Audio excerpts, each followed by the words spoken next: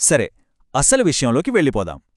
అకస్మాత్తుగా ఎన్నో కుటుంబాలలో వివాహాలు, గృహప్రవేశాలు లాంటి అతి ముఖ్యమైన శుభకార్యాలు ఎందుకు వాయిదా పడుతున్నాయి? ఇదిప్పుడు చాలా ఆసక్తికరమైన ప్రశ్న. ముహూర్తాలు లేవని, పెళ్లిళ్ళు ఆగిపోతున్నాయని ఎక్కడ చూసినా ఒకటే మాట. అసలు మన మూల గ్రంథాలు, పంచాంగాలు దీని గురించి ఏం చెబుతున్నాయి? ఈ విశ్లేషణలో దీని వెనుక ఉన్న అసలు ఖగోళ, శాస్త్రీయ కారణాలను డీకోడ్ చేద్దాం. ఎందుకంటే ఇలాంటి ఒక సడన్ బ్రేక్ వచ్చినప్పుడు దాని వెనుక ఎంతో లోతైన సైన్స్ దాగి ఉంటుంది.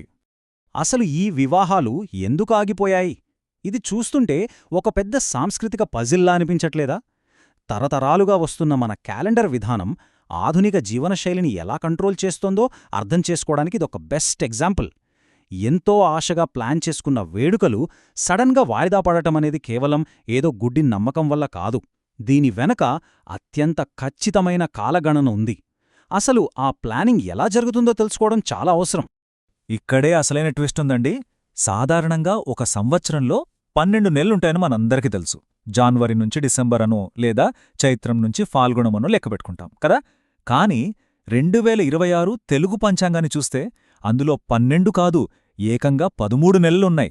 అవును, ఒకే ఏడాదిలో 13 నెలలు అనగానే ఎవరికైనా ఆశ్చర్యం కలగక మానదు. ఈ అదనంగా వచ్చిన నెలే ఇప్పుడు ఈ శుభకార్యాన బ్రేక్కి మెయిన్ రీజన్. మన సాధారణ రొటీన్కి బ్రేక్ వేసింది ఈ ఎక్స్ట్రా నెలే. పంచాంగంలో ఈ ఎక్స్ట్రా మంత్నే అధిక మాసం అని పిలుస్తారు. ఇదొక అరుదైన ఈవెంట్. ప్రతి 32.5 నెలలకొకసారి మన క్యాలెండర్లో ఈ అదనపు నెల పుట్టుకొస్తుంది. అసలు సూర్యమానానికి చంద్రమానానికి మధ్య ఉండే టైం గ్యాప్ని బ్యాలెన్స్ చేయడానికి మన ప్రాచీన ఖగోళ శాస్త్రవేత్తలు కనిపెట్టిన అద్భుతమైన సొల్యూషన్ ఇది. ఈ ఒక్క క్యాలెండర్ అడ్జస్ట్మెంట్ మన డైలీ లైఫ్ని, ముఖ్యంగా పెళ్లిళ్ళు, ఫంక్షన్స్ లాంటి సోషల్ ఈవెంట్స్ని ఎలా ఆపేస్తుందో చూడటం నిజంగా చాలా ఆసక్తికరం. సరే, ఈ ఈవెంటు ఎలా బిల్డ్ అవుతుందో ఒకసారి టైమ్ లైన్ వైపు చూద్దాం. 2026 ఆరంభంలో అంతా మామూలుగానే నడుస్తుంది. కది సరిగ్గా మే 17వ తేదీకి రాగానే అధిక జ్యేష్ఠమాసం ఎంటర్ అవుతుంది. అక్కడ్నుండి దాదాపు ఒక నెల రోజులపాటు అంటే జూన్ 15వ తేదీ వరకు ఈ అధిక మాసం ఎఫెక్ట్ ఉంటుంది. ఈ టైంలోనే మన రెగ్యులర్ షెడ్యూల్స్, ముఖ్యమైన ఫంక్షన్స్ అన్నీ పాజ్ అయిపోతాయి. మళ్ళీ జూన్ చివరి వారంలో అంతా నార్మల్ అవుతుందన్నమాట. ఇక్కడొక అద్భుతమైన కాంట్రాస్ట్ ఉంది, గమనించారా? ఒకవైపు వివాహం, గృహప్రవేశం లాంటి ప్రాపంచిక వేడుకలు అసలు చెయ్యకూడదు అని చెబుతూనే, మరోవైపు పూజలు, వ్రతాలు, దానాలు లాంటి పనులకు ఇది ద బెస్ట్ టైం అని శాస్త్రాలు చెప్తున్నాయి. ఎందుకంటే ఈ మాసం సాక్షాత్తు లక్ష్మీదేవికి అత్యంత ప్రియమైనదని ఒక నమ్మకం. అంటే బయట ఆర్భాటంగా చేసుకునే వేడుకల కంటే కాస్త సైలెంట్గా మనలో మనం చేసుకునే ఆధ్యాత్మిక సాధనలకు, దైవచింతనకు ఈ సమయాన్ని వాడుకోవాలన్నది దీని ఉద్దేశ్యం. మరి సమాజమంతా ఇంత స్ట్రిక్ట్గా ఫాలో అయ్యే ఈ నియమాల వెనుక ఉన్న అసలు రహస్యమేమిటి? మన పూర్వీకులు ఊరికే ఒక రూల్ పెట్టేసి వదిలేశారా? లేక దీని వెనుక ఆస్ట్రానమీకి సంబంధించిన ఏదైనా బలమైన సైన్స్ ఉందా? ఖచ్చితంగా ఉందండి. ఇప్పుడు ఆ ఖగోళ రహస్యమేమిటో చూద్దాం. ఈ లాజిక్ తెలిస్తే మనం నిజంగా ఆశ్చర్యపోతాం. ఇక్కడ అత్యంత ఆసక్తికరమైన పాయింట్ ఏంటంటే, ఈ అధిక మాసం అనేది పూర్తిగా సూర్య సంక్రమణం లేకపోవడాన్ని బట్టి డిసైడ్ అవుతుంది. అసలు సూర్య సంక్రమణం అంటే ఏంటి అంటారా?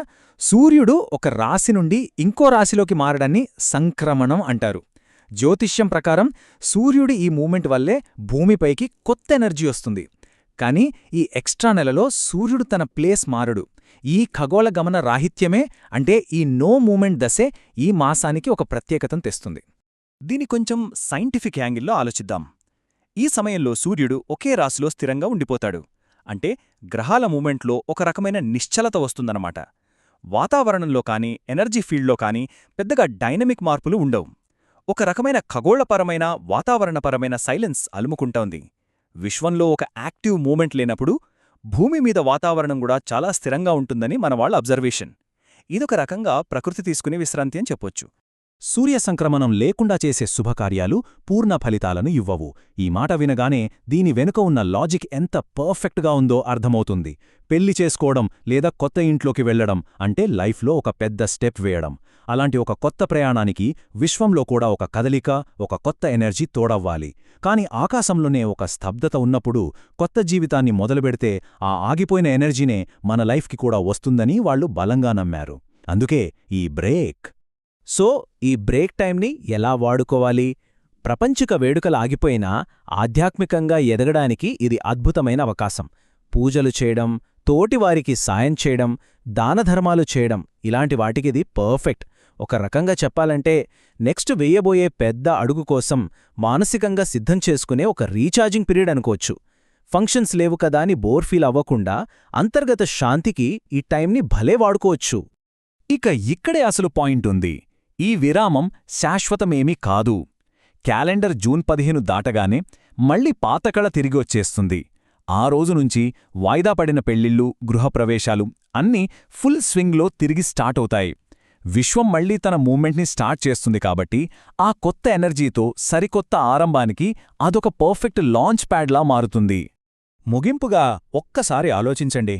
ఎలాంటి టెలిస్కోపులు, ఆధునిక టెక్నాలజీ లేని ఆ కాలంలోనే మనవాళ్లు నక్షత్రాల కదలికలను, స్పేస్లో జరిగే మార్పులను మన డైలీ లైఫ్కి ఎంత పర్ఫెక్ట్గా లింక్ చేశారో వాళ్ల క్యాల్కులేషన్స్ తలుచుకుంటేనే అద్భుతం అనిపిస్తుంది కదా. విశ్వానికి, మానవ జీవితానికి మధ్య ఉన్న ఈ బంధం ఎంత లోతైనదో అర్థం చేసుకుంటే మన ప్రాచీన శాస్త్రాల మీద మరింత గౌరవం పెరుగుతుంది. ఈ అద్భుతమైన ఆస్ట్రానమీ గురించి ఇంకొంచెం తెలుసుకోవాలి అన్న క్యూరియాసిటీ మనందరికీ కలగక మానదు. దీని గురించి కాస్త ఆలోచించండి.